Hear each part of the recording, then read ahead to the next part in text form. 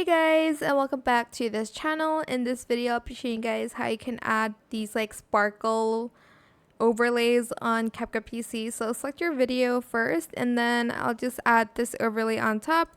It's just like this grainy sparkle overlay. You can find it literally everywhere. So go to video and then go to blend mode. Go to blend mode. I just said that. Go to either brighten or screen. It's not really a big difference. Don't do overlays, so either do screen or brighten. But that's pretty much it. You can speed it up here if you'd like to. You can slow it down.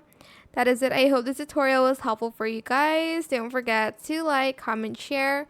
Also subscribe to this channel if you haven't done that already.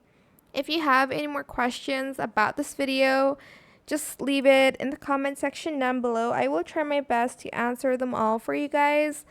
And if you found this video helpful, please click the thanks button as well. That is it. Thank you so much for watching. Bye!